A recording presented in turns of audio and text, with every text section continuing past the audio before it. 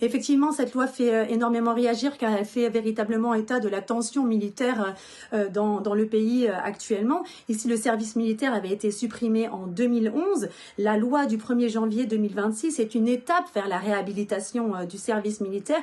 Le but étant d'ici 2035 de faire passer l'armée à 240 000 hommes, soit 80 000 de plus qu'aujourd'hui.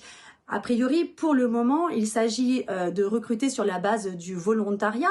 Tous les jeunes de 17 ans doivent remplir un formulaire et s'ils présentent un intérêt pour l'armée et des aptitudes physiques, ils sont alors invités à passer des tests et à être éventuellement recrutés. Sauf que si jamais le nombre de recrues n'était pas atteint en 2035, un tirage au sort pourrait avoir lieu parmi tous les jeunes hommes déclarés aptes.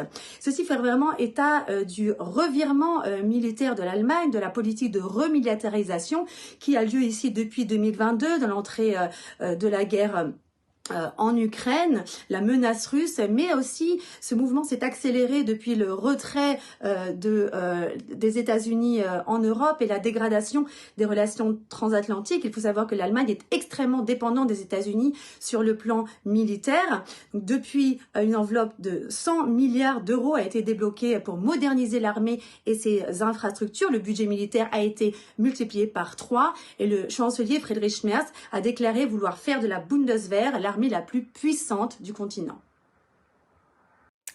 Et cette polémique met donc un coup de projecteur sur cette loi de modernisation du service militaire censée répondre à la menace grandissante venant de Russie depuis le début de la guerre en Ukraine. Il y a beaucoup de réactions en Allemagne. Alors tout à fait, il faut savoir tout d'abord que cette loi n'est pas nouvelle, elle a été réinstaurée au 1er janvier 2026 dans le cadre du remaniement de la loi sur le service militaire en Allemagne, mais ce fameux paragraphe 3 était passé totalement inaperçu jusque-là, il a été pointé du doigt seulement il y a une semaine à peine par un média allemand et a fait revenir ce sujet au cœur des débats. Alors ce que ce paragraphe prévoit, c'est que tous les hommes allemands âgés entre 17 et 45 ans ont l'obligation de faire la demande préalable s'ils veulent sortir du territoire pour une période de plus de 3 mois.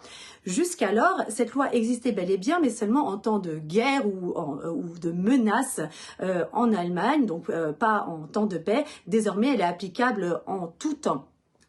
Si il n'y a aucune sanction prévue en cas de non-respect de la loi et que officiellement la demande ne peut pas être refusée, la demande est bel et bien obligatoire. D'après le ministère de la Défense, il s'agit pour eux de pouvoir évaluer à tout moment le nombre d'hommes disponibles en cas d'attaque contre le pays.